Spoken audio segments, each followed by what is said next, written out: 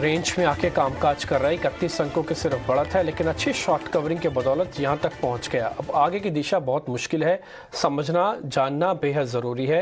अंशुल सहगल इस बीच मेरे साथ जुड़ चुके हैं। अंशुल की खूबसूरती है कि बहुत ही शालीनता के साथ अपनी बात रखते हैं, बात अच्छे से रखते हैं, और दूसरी बात मार्केट की पल्स को अच्छे से समझते हैं। अंशुल, पहले तो बहुत बहुत शुक्रिया, आज ही टीना स्वदेश को आप समय दे रहे हैं। शॉर्ट कवरिंग समझना कोई बहुत मुश्किल काम नहीं था। हम इतना टूट गए थे 16,800 के आसपास कि सेंटिमेंट बार बार, भावनाएं बार बार उछल उछल के कह रही थी कि हम थोड़ा चलेंगे चलेंगे तो 17,400 600 तक आएंगे। सर वहां तक तो आ गए। अब आगे की दशा कैसे रहने वाली है मार्केट की? अभी हम स्ट्रगल करेंगे और चलेंगे, वापिस आ जाएंगे, और ट्रिगर क्या है? Good morning. Good morning Digvijay, thanks.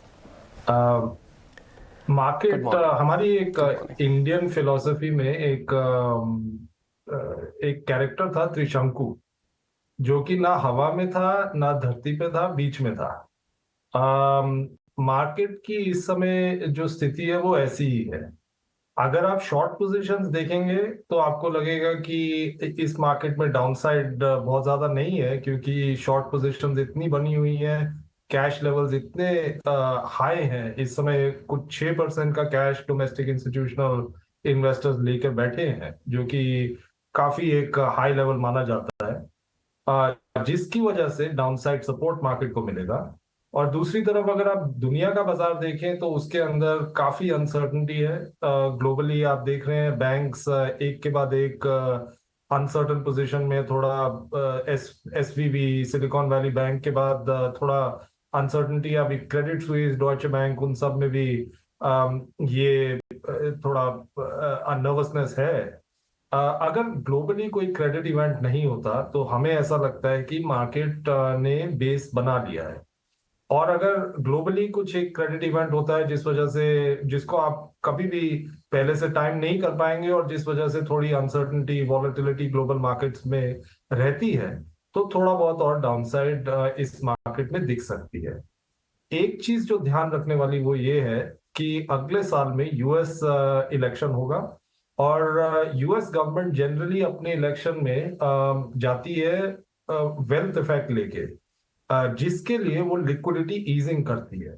और अगर वो हम second half of this year या अगले साल देखें तो ये हम फिनोमिनन देख सकते हैं। और इस वजह से यहाँ पे बहुत बेरिश होने की जरूरत मुझे लगती नहीं है। यहाँ पे पोर्टफोलियोज बिल्ड करने की सिचुएशन लगती है, जिससे कि अगले साल में और उससे अगले साल में हम गेन्स को पॉकेट कर सकें। मॉर्निंग अंशुल, आपने काफ़ी क्लैरिटी के साथ समझाया।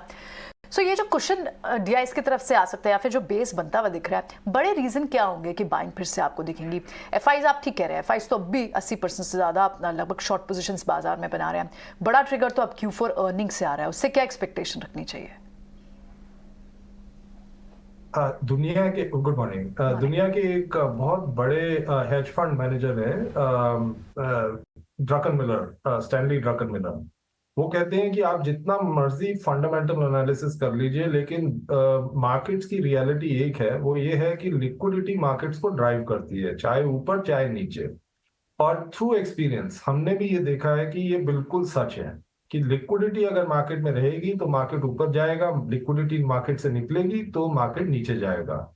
और साथ ही साथ जब लिक्विडिटी निकलती है तो फंडामेंटल्स भी फॉलो करते हैं, फंडामेंटल्स भी वीक हो जाते हैं, अर्निंग्स विजिबिलिटी वीक हो जाती है, और वाइस वर्सा।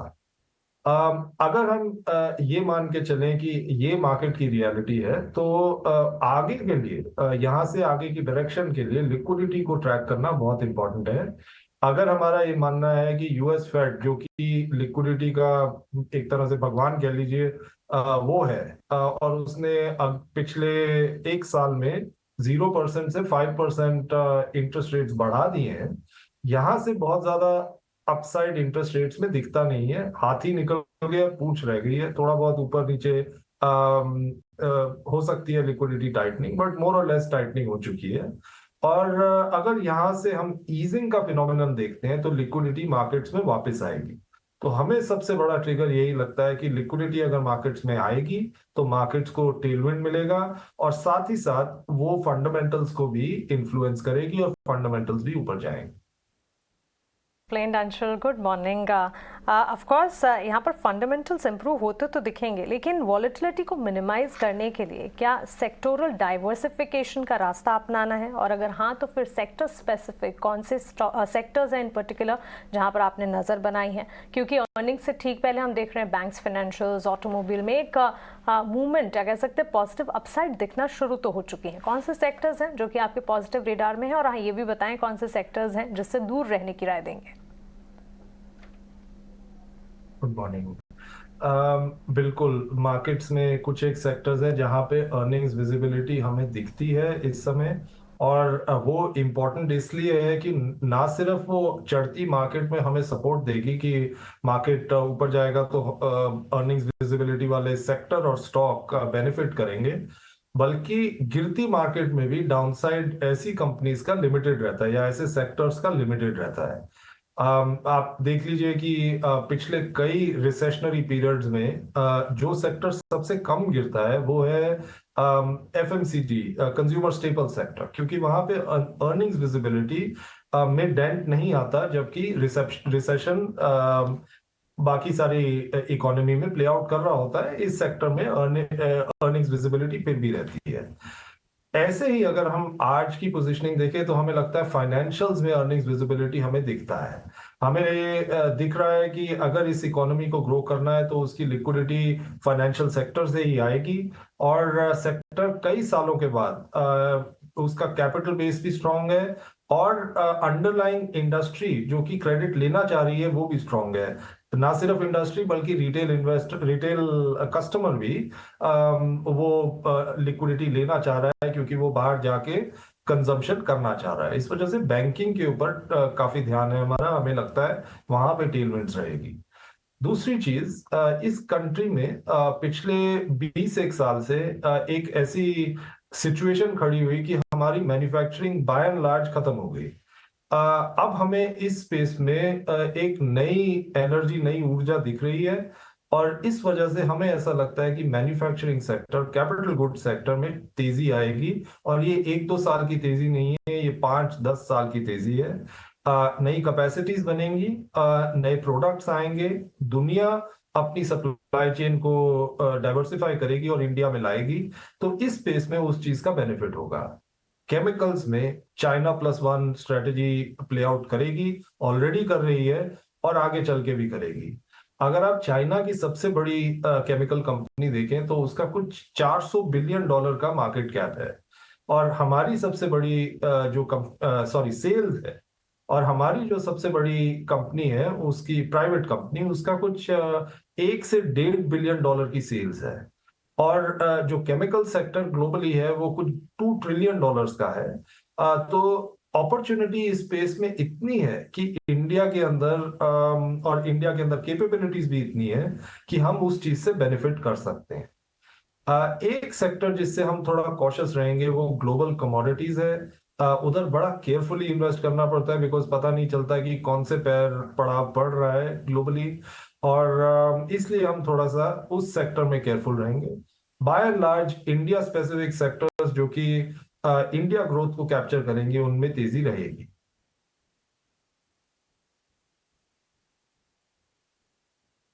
सवाल मेरा रियल एस्टेट सेक्टर से भी है।